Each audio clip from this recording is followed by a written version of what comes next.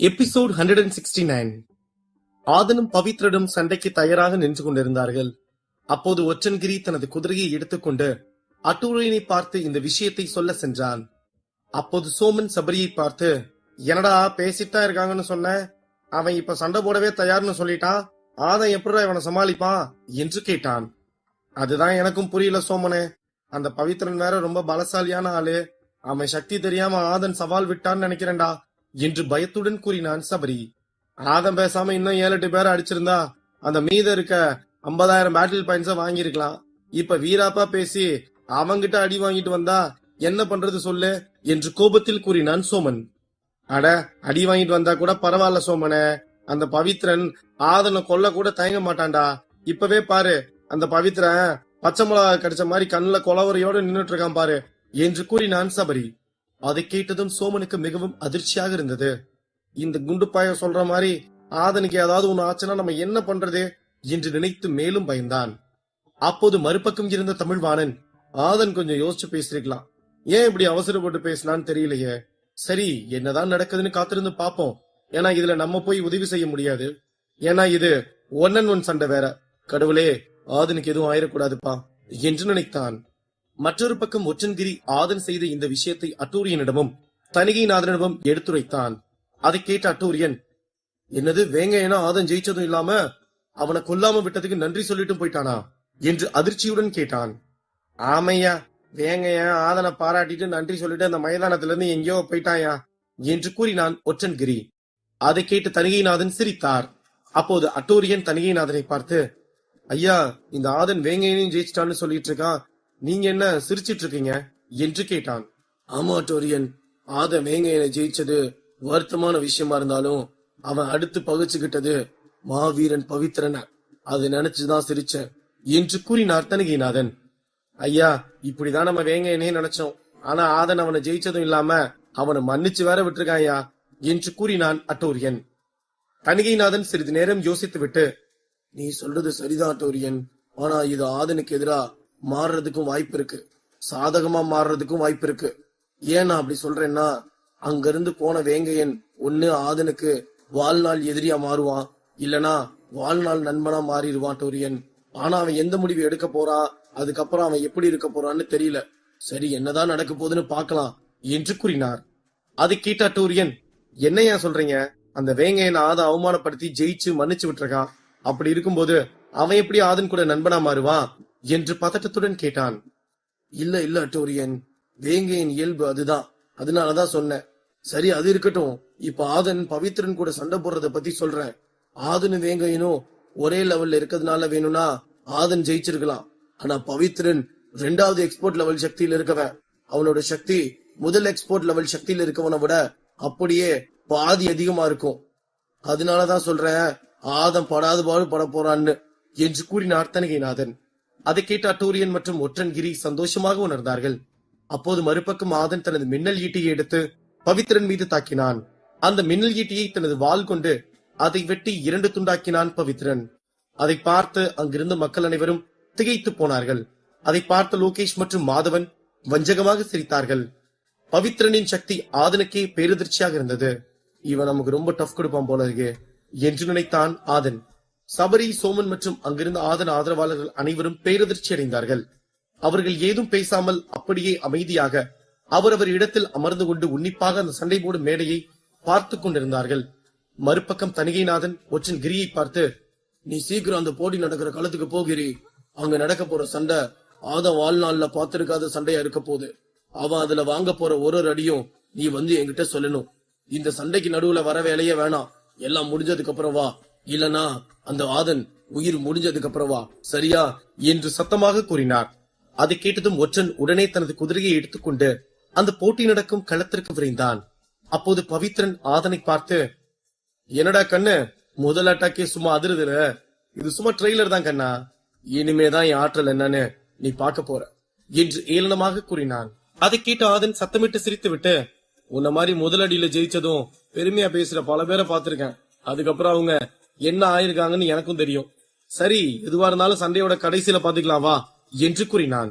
அதை கேட்டதும் பவித்ரனுக்கு கோபம் மேலும் அதிகமானது. அவன் தனது ஆற்றல் சக்தி கொண்டு சாதாரணமான வாளை சிவப்பு நிறமாக மாற்றி நின்றான்.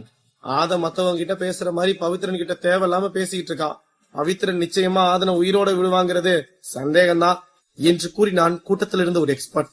அதை கேட்ட அவனது நண்பனான மற்றொரு எக்ஸ்பர்ட், சரியா சொன்ன ஜீவா, இந்த பவித்திர சக்திக்கு 2வது எக்ஸ்பர்ட் லெவல் சக்தியில இருக்கவங்களே நின்னு சண்டை போட முடியாது. இதுல இந்த 9வது லெவல் சக்தியில இருக்க ஆதன் எப்படி சமாளிப்பான் சொல்லு? எனக்கு தெரிஞ்சு ஆதனை பவித்திரன் சீக்கிரமாவே கொன்றுவான் பாரு. ஆதன் நல்லா சண்டை போட்டிருந்தான், ஆனா கடைசியில் அவசரப்பட்டுட்டான் என்று கூறினான். அதை கேட்டு அங்கிருந்த பெரும்பாலான மக்கள் ஆமென்றவாறு தலையசைத்தார்கள். அதை கேட்ட சபரியும் சோமனும் திகைத்து போய் ஆதனை பார்த்து கொண்டிருந்தார்கள். மறுபக்கம் ஆதனை விட லோகேஷும் மாதவனும் தான் பவித்ரனின் அடுத்த அட்டாக்கிற்கு காத்துக் கொண்டிருந்தார்கள். ஏனென்றால் ஆதன் அடுத்த அட்டாக்கில் வீழ்ந்தால் அதற்காக முதலில் சந்தோஷப்படுவது இந்த இருவராகத்தான் இருக்கும். அப்போது அந்த சண்டை போடும் மேடையில் பவித்ரன் கொல்லிமலை பெய் ஸ்பிரிட்டே என்று கத்தினான். அதை கேட்டதும் சோமன் சத்தமிட்டு சிரித்து விட்டு, இவனடா கொல்லிமலை பேய் சுடுகாட்டு பேயெல்லாம் ஸ்பிரிட்டா அவேக் பண்ணிருக்கான் என்று கேட்டுவிட்டு சிரித்தான். அப்போது அதை கேட்டு சபரி சோமனை பார்த்து, உனக்கு இந்த பேய் ஸ்பிரிட் பத்தி இன்னும் தெரிய வரலன்னு நினைக்கிற சோமனே, அதனாலதான் நீ இப்படி பேசிட்டு இருக்க. அத நான் சொல்லி தெரியறத விட இன்னும் கொஞ்ச நேரத்துல நீயே தெரிஞ்சுக்குவ என்று சீரியஸாக கூறினான். அதை கேட்ட சோமன், ஆத்தாடி, இவ்வளவு நேரம் அமைதியாவும் சந்தோஷமாவும் நம்ம சொல்றதை கேட்டுட்டே இருந்த இந்த குண்டு பைய திடீர்னு இப்படி சீரியஸா பேசுறான். கண்டிப்பா அந்த பக்கோடா மூஞ்சி பவித்ர சக்தி வாய்ந்த ஆளாதான் இருப்பான் என்று நினைத்து விட்டு திரும்பி ஆதனை பார்த்தமர்ந்தான்.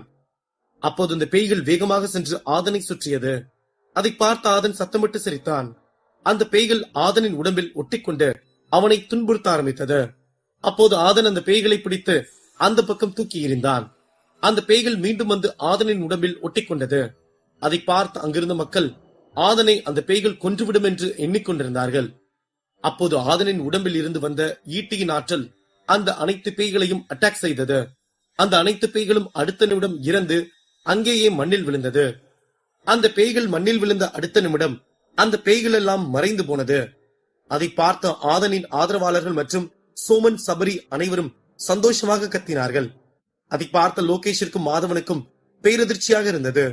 அதை பார்த்த மக்கள், ஆதனோ கொஞ்சம் சக்தி வாய்ந்தவன் தான், இல்லனா பவித்ரன் சக்தியை இப்படி தவிடுபடியாக்க முடியுமா என்ன என்று பேசிக் கொண்டிருந்தார்கள். அதை பார்த்த பவித்ரனுக்கு கோபம் மேலும் அதிகமானது. அவன் தனது வாளை 2-3 சுழற்றினான். அதிலிருந்து எந்த ஒரு சக்தியும் சிறிது நேரம் வரவில்லை. அதை பார்த்த ஆதன் குழம்பினான். அவன் கண்ணுமைக்கும் நேரத்தில் அந்த வாளில் இருந்து லைட் சக்தி வேகமாக வந்தது. அதை பார்த்த ஆதன் திடீரென்று அவன் முன்பு அந்த சக்தி வந்ததால் அவனால் எந்த ஒரு சக்தியும் எடுக்க முடியவில்லை. அப்போது அந்த லைட் சக்தி ஆதன் மீது பட்டு அவன் 100 அடி தூரம் சென்று விழுந்தான். அவனது வாயில் இருந்தும் இரத்தமாக வந்தது. அப்போது ஆதன் கீழே விழுந்ததும் மெதுவாக எழுந்து அவனது வாயில் இருந்து வந்த ரத்தத்தை துப்பிவிட்டு நின்றான். அதை பார்த்த மக்கள் அனைவரும், இவ்வளவு நேரம் ஆதன் எல்லாரையும் அடிச்சான், ஜெயிச்சான், இப்ப ஆதனை ஒருத்தன் அடிச்சு பறக்க விட்டுட்டு இருக்கான், இது பவித்ரனை தவிர வேற யாராலும் முடியாதரா சாமி என்று கூட்டத்தில் அனைவரும் பேசிக் கொண்டிருந்தார்கள். ஆதன் வாயிலிருந்து ரத்தம் வருவதை பார்த்த சோமனுக்கு கண்கள் எல்லாம் கலங்கியது. அதை பார்த்த ஆதன் அவனது இடத்திலிருந்து பறந்து சென்று அந்த சண்டை போடும் மேடையில் நின்றான். அதை பார்த்ததும் சோமனுக்கு சற்று நிம்மதியாக இருந்தது. இருப்பினும் அடுத்து என்ன நடக்கப் போகிறது என்று பதட்டத்துடன் ஆதனை பார்த்து கொண்டிருந்தான் சோமன். அப்போது பவித்ரன் ஆதனை பார்த்து, இப்ப நீயும் விட்டு கொடுக்காம சண்டைக்கு வந்து நிக்கிறது நல்லா இருக்கு, ஆனா அது என்கிட்ட பண்றதுதான் உன்னோட தப்பு ஆதன்.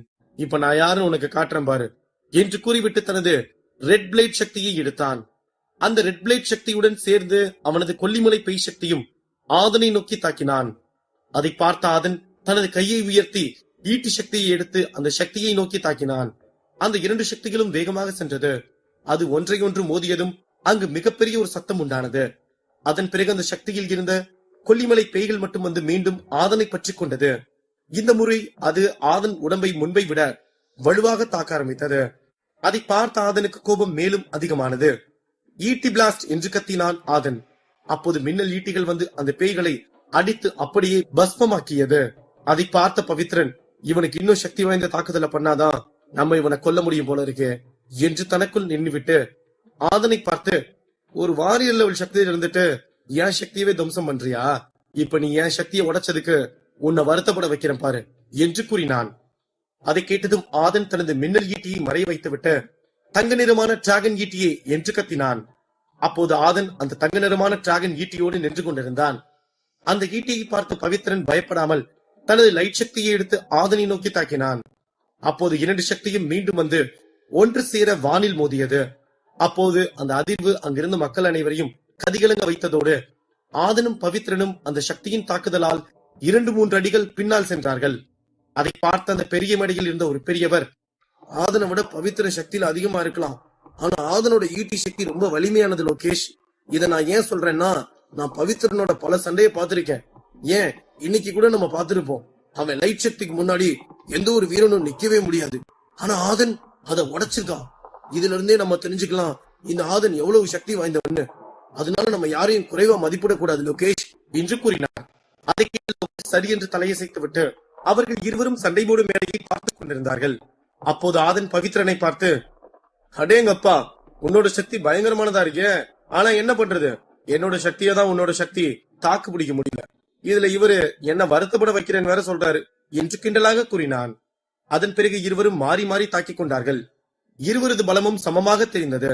இருப்பினும் ஆதனுக்கு நன்றாக தெரியும் பவித்ரன் தன்னை விட மிகவும் சக்தி வாய்ந்தவன் என்று. இருப்பினும் அதை சற்று முகத்தில் காட்டிக்கொள்ளாமல் தொடர்ந்து சண்டை போட்டுக் கொண்டிருந்தான். அந்த சண்டையில் ஆதன் மீது சில தாக்குதல்கள் பட்டது. அப்போது அவனது உள்ளுறுப்புகளும் சற்று காயமானது. அவனுக்கு வாயில் இருந்து ரத்தம் வந்தது. இருப்பினும் அவன் தளர்ந்து போகாமல் தொடர்ந்து சண்டை போட்டுக் கொண்டேதான் இருந்தான். ஆதன் மனதில் ஓடிக்கொண்டிருந்தது ஒன்றுதான், இந்த போட்டியில் அவன் வென்றால்தான் அந்த டிராகன் எலும்பை வைத்து அவன் அந்த மாஸ்டர் ஆஃப் மாஸ்டர்ஸ் டெக்னிக் சக்தி புத்தகத்தில் இருக்கும் 2வது லெவல் சக்தியை படிக்க முடியும். இருவரின் சக்தியும் மாறி மாறி மோதிக்கொண்டிருந்தது. அப்போது அந்த அரங்கமே ஆர்ப்பரித்துக் கொண்டிருந்தது.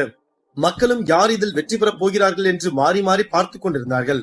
அப்போது பவித்ரன் மீண்டும் தனது ரெட் பிளேட் சக்தி தனது சிவப்பு நிறமான வாளில் இருந்து எடுத்து ஆதனை நோக்கி தாக்கினான். ஆதனும் தனது ஈட்டி சக்தியை பவித்ரனின் சக்தியில் தாக்கி அந்த பிளேட் சக்தியை தடுத்து நிறுத்தினான். அதன் பிறகு ஆதன் தனது லைட் சக்தியை எடுத்து பவித்ரன் மீது தாக்கினான். அதை பார்த்த பவித்ரன் அவனது வாளில் இருந்து வரும் லைட் சக்தியை வைத்து தாக்கினான். 2 சக்திகளும் வந்து மோதியது. அங்கு மிகப்பெரிய சத்தம் கேட்டது. அந்த இடமே நிலநடுக்கம் வந்தது போல ஒரு உலுக்கு உலுக்கியது. அப்போது ஆதன் சக்தியின் தாக்கம் பவித்ரனின் உடம்பை நடுங்க வைத்தது. அவன் இதற்கு முன்பு இப்படி ஒரு சக்தியை பார்த்ததே இல்லை என்பதை உணர்ந்தான். பவித்ரன் தடுமாறுவதை பார்த்த ஆதன், இதுதான் நமக்கான நேரம், பார்த்து இன்னொரு அட்டாக்க போடுவோம் என்று நினைத்துவிட்டு தனது மின்னல் ஈட்டியை எடுத்து பவித்ரனை நோக்கி எறிந்தான். அதை பார்த்த பவித்ரனுக்கு கோபம் மேலும் அதிகமானது. அவன் தனது ஸ்பிரிட் சக்தியான கொல்லிமலை பேய்கள் சக்தியை ஆதனை நோக்கி தாக்கினான். அப்போது அதை பார்த்த ஆதன் தனது தங்க நிறமான டிராகன் ஈட்டியை எடுத்து அதில் லைட் சக்தியை இணைத்து அந்த பேய்களை நோக்கி தாக்கிக் கொண்டிருந்தான். அதை பார்த்த பவித்ரன், ஒரு 9வது லெவல் சக்தியில இருக்க இவன் எப்படி நம்ம சக்தியை இப்படி சமாளிக்கிறான், அதுவும் இல்லாம இப்படி நம்மளையே அலற விடுறான்னா மத்த ஆளுங்களை கொன்னது எந்த ஒரு அதிசயமும் இல்ல என்று நினைத்தான். அப்போது பவித்ரன் தனது காலை ஓங்கி அந்த மேடையில் வைத்தான். அப்போது அந்த மேடையும் சரி, அங்கிருந்த மக்கள் கூட்டமும் சரி நடுக்கம் கண்டது. இந்த முறை அவன் தனது வாளில் ஏதோ தனது ஆற்றல் சக்தியை இறக்கி பிளேட் சக்தியோடு இணைத்து ஆதனை நோக்கி தாக்கினான். அந்த பிளேட் சக்தி முன்பை விட பல மடங்கு சக்தி வாய்ந்ததாக சென்றது. அப்போது ஆதன் தனது தங்க நிறமான டிராகன் ஈட்டியை வைத்து அதை தாக்கினான். அந்த தங்க நிறமான டிராகன் ஈட்டியை உடைத்துக் கொண்டு சென்று ஆதனை தாக்கியது. அந்த பிளேட்கள் ஆதனின் சட்டையை கிழித்து எரிந்ததோடு அவனது உடம்பில் பல இடங்களில் கிழித்து ஆழமான காயங்களை உண்டாக்கியது.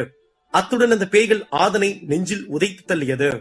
அப்போது ஆதன் 200 அடி தூரம் சென்று விழுந்தான். அவனது வாயில் இருந்து ரத்தமாக வந்தது. அவன் எழுந்திருக்க முயற்சி செய்து முடியாமல் மீண்டும் தரையில் சாய்ந்தான்.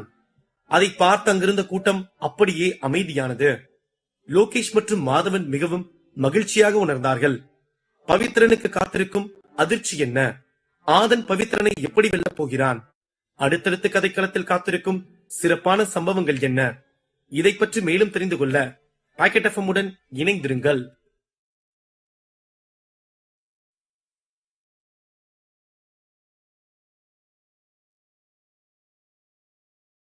எபிசோட் 170. ஆதன் நடுமைதானத்தில் விழுந்து கிடந்தான். அதை பார்த்த அங்கிருந்த மக்கள் அனைவரும் பேரதிர்ச்சி அடைந்தார்கள். ஒரு பக்கம் கிரி, லோகேஷ், மாதவன் மற்றும் சிலர் ஆதன் இனி எழுந்திருக்க மாட்டான் என்று எண்ணிக்கொண்டு சந்தோஷமாக நின்று கொண்டிருந்தார்கள். அப்போது திடீரென்று பவித்ரன் தனது இடத்தில் அமர்ந்து தியானம் செய்ய ஆரம்பித்தான். அவன் 2வது எக்ஸ்பர்ட் லெவல் சக்தியில் இருந்தான். அவனுக்கு அந்த லெவலில் மேக்சிமம் பவர் வந்தால் அவன் தியானம் செய்து அதை முழுவதும் பெற்றுக்கொண்டு ஆதனோடு சண்டை போடலாம் என்று எண்ணி தியானம் செய்ய ஆரம்பித்தான். மறுபக்கம் ஆதன் தட்டுத்தடுமாறி எழுந்தான். அவன் மிகவும் ஆழமான காயங்களுடன் இருந்ததால் அவனால் மெல்ல மெல்லத்தான் எழுந்திருக்க முடிந்தது. பவித்ரன் தியானம் செய்து கொண்டிருந்ததால் ஆதனுக்கு ஓய்வெடுக்க சிறிது நேரம் அவகாசம் கிடைத்தது. ஆதன் ஒரு இடத்தில் அமர்ந்து அந்த நட்சத்திர பள்ளத்தாக்கில் இருந்த குரங்கிடம் பேச ஆரம்பித்தான். அந்த குரங்கும் ஆதனுக்கு சில சண்டை வழிமுறைகளை எடுத்துரைத்தது. இறுதியாக ஆதன் குரங்கிடம், நான் தோத்துருவேன் நினைக்கிறேன், ஆனா என் உடம்புல கடைசி சொட்டு ரத்தம் இருக்க வரைக்கும் என் போராட்டம் ஓயாது என்று கூறினான். அதை கேட்ட குரங்கு, இந்த நம்பிக்கை போதும் ஆதன், நான் உன் கூட இருக்கேன், பாத்துக்கலாம் என்று கூறிவிட்டு சென்றது. ஆதனும் சிறு புன்னகை செய்துவிட்டு தனது பாக்கெட்டில் கை வைத்தான். அப்போது அதில் ஒரு மாத்திரை அவனது கையில் தட்டுப்பட்டது. அதை எடுத்து பார்த்தான். அந்த மாத்திரையை பார்த்த ஆதன் பெருமகிழ்ச்சி அடைந்தான். அது உடலுக்கும் மனதிற்கும் சக்தியை வலுவூட்டும் மாத்திரையாகும். அந்த மாத்திரையை போட்டுக்கொண்டு ஆதனும் ஓய்வெடுத்துக் கொண்டிருந்தான். மறுபக்கம் அந்த பவித்ரனும் தியானத்தில் இருந்தான். அடுத்து 1 மணி நேரம் கழித்து தனது 2வது எக்ஸ்போர்ட் லெவல் சக்தியை மேக்சிமம் செய்துவிட்டு அவனது இடத்திலிருந்து எழுந்தான் பவித்ரன். அப்போது அவனுக்கு எதிரில் ஆதன் நின்று கொண்டிருப்பதை பார்த்து திகைத்து போனான். அத்துடன் அவனை பார்த்து ஒரு வஞ்சகமாக சிரிப்பு சிரித்துவிட்டு, இன்னும் நீ செத்து போலையா?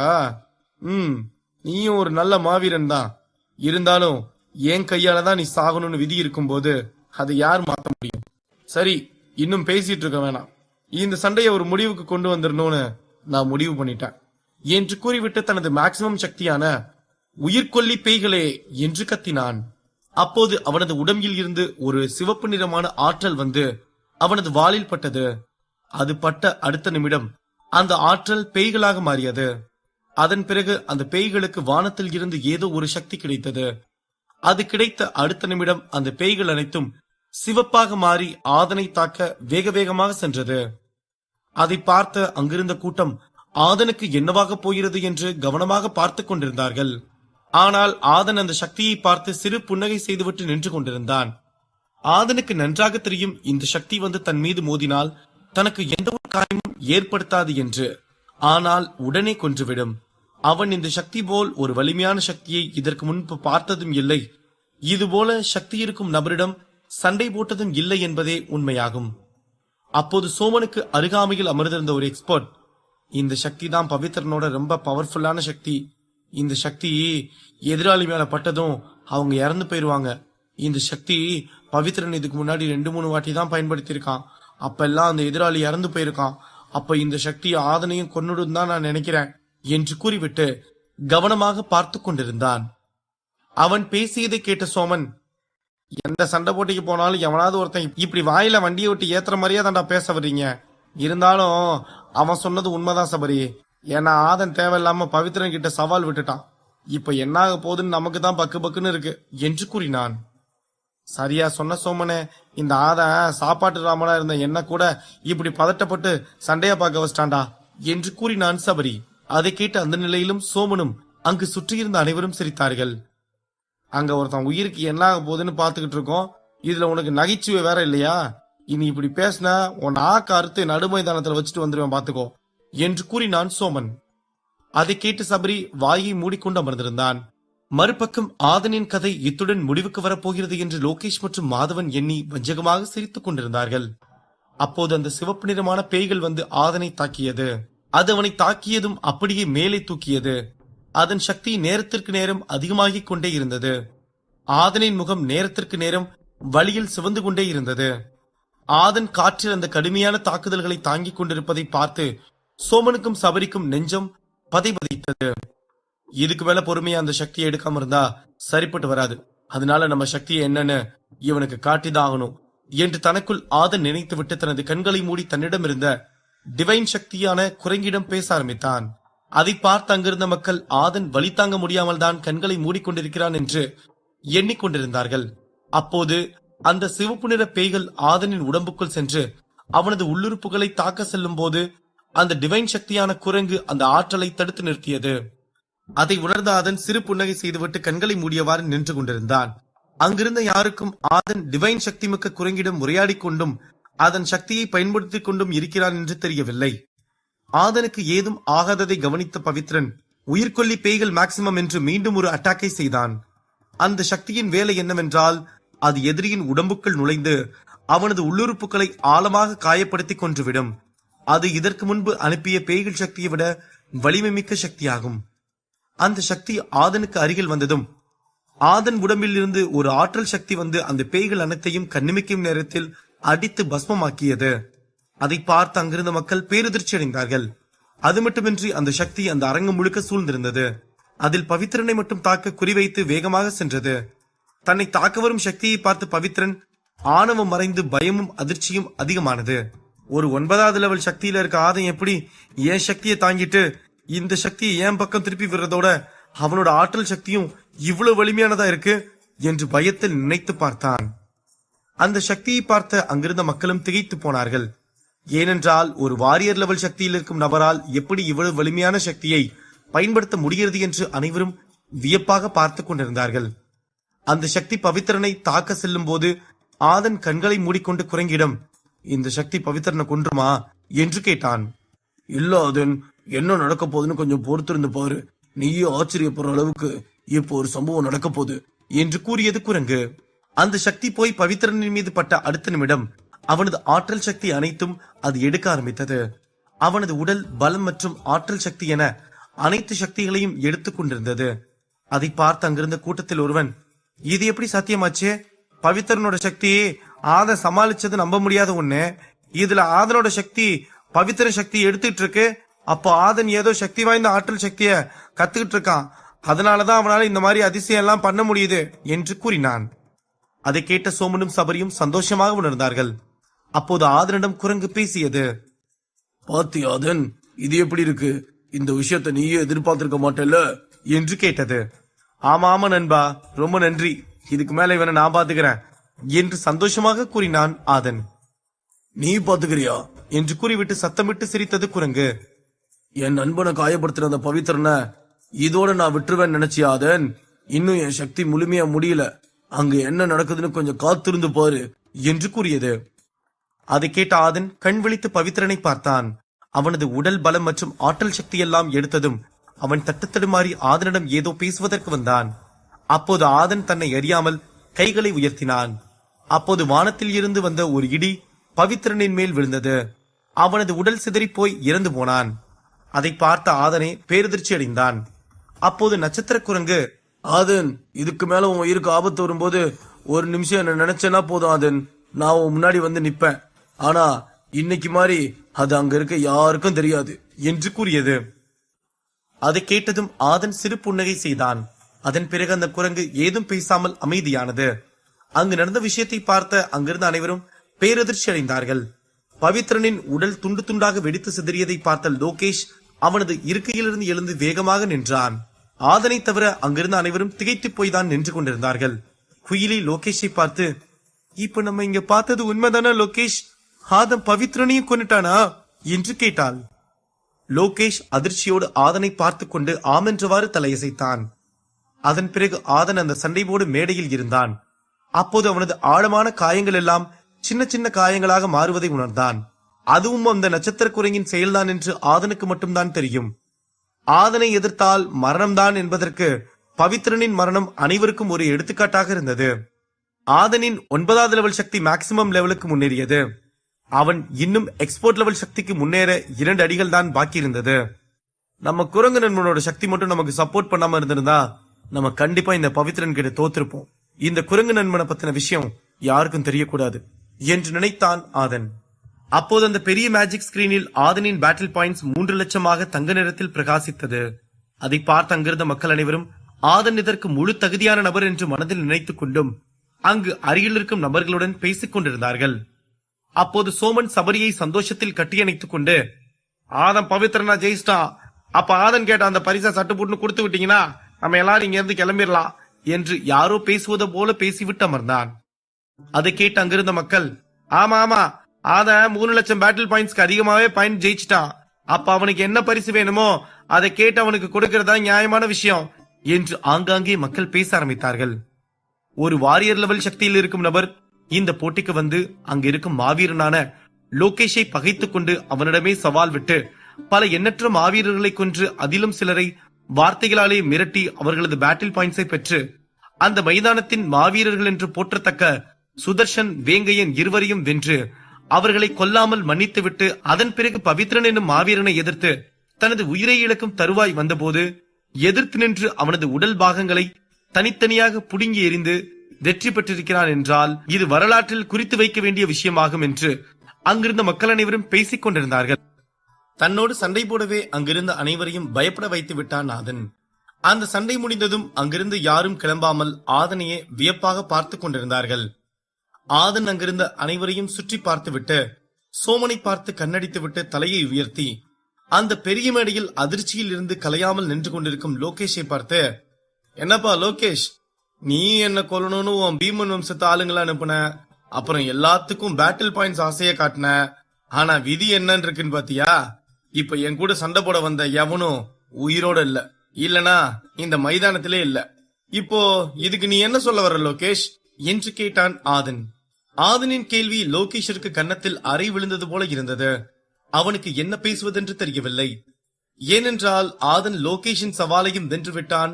அத்துடன் ஆதன் லோகேஷிடம் சொன்ன சவாலையும் வென்றுவிட்டான் என்பதால் அவனுக்கு என்ன பேசி ஆதனை சமாளிப்பது என்று சுத்தமாக தெரியவில்லை. நீ எல்லா போட்டியிலும் ஜெயிச்சதுக்கு வாழ்த்துக்கள் ஆதன், இப்போ உனக்கு என்ன வேணும்னு சொல்லு என்று முகத்தை சுளித்துக் கொண்டு கேட்டான் லோகேஷ். அதாவது இப்ப நான் 3 லட்சம் பேட்டில் பாயிண்ட்ஸ் வச்சிருக்கேன், அதுல நான் உங்க பரிசை வாங்கணும்னு இருக்கேன், அதுக்கு நீங்க எதுவும் மறுப்பு தெரிவிக்க விரும்புறீங்களா என்ன என்று கிண்டலாக கேட்டான் ஆதன். அதை கேட்டு லோகேஷின் முகம் கம்பீரமாக மாறியது. நாங்க சொன்ன வாக்கை என்னைக்கும் மாறவே மாட்டோம், அப்படின்னா இத்தனை வருஷம் இங்க போட்டி நடந்திருக்கவே முடியாது என்று கூறினான். எப்போதும் ஒரு மாவீரன் அந்த 3 லட்சம் பேட்டில் பாயிண்ட்ஸ் எடுத்தால் முதலில் சந்தோஷப்படுவது லோகேஷாகத்தான் இருக்கும். ஆனால் இன்று ஆதன் வெற்றி பெற்றதால் லோகேஷிற்கு பிடிக்காமல் பேசிக் கொண்டிருந்தான். அடேங்கப்பா, உங்க பேச்செல்லாம் பயங்கரமா தான் இருக்கு, ஆனா அந்த கம்பீரமும் கெத்தும் உங்க வம்சத்து வீரர்கள் கிட்ட இல்ல, அதுதான் கொஞ்சம் சிரிப்பா வருது என்று கூறினான் ஆதன். மறுபடியும் தேவையில்லாத பேசி என்ன கோபப்படுத்தாதாதன், உனக்கு என்ன வேணுமோ வாங்கிட்டு இந்த இடத்த விட்டு கிளம்பு என்று கோபமாக கூறினான் லோகேஷ். சரி சரி கோபப்படாத லோகேஷ், நான் உன்கிட்ட முன்னாடியே கேட்ட மாதிரி அந்த டீமானிக் டிராகன் எலும்புதான் எனக்கு வேணும் என்று கூறினான் ஆதன். அதை கேட்டதும் லோகேஷ் அதிர்ச்சி அடைந்தான். அவன் மட்டுமின்றி அங்கிருந்த மக்கள் அனைவரும் பேரதிர்ச்சி அடைந்தார்கள். ஏனென்றால் ஆதன் 67,000 பேட்டில் பாயிண்ட்ஸ் வைத்திருந்த போது லோகேஷை பார்த்து கிண்டலாகத்தான் அந்த டிராகன் எலும்பு வேண்டும் என்று கூறினான் என்று அங்கிருந்த அனைவரும் எண்ணிக்கொண்டிருந்தார்கள். ஆனால் ஆதன் இப்போது லோகேஷிடம் கேட்கவும் அங்கிருந்த மக்கள் அனைவரும் பேரதிர்ச்சி அடைந்தார்கள்.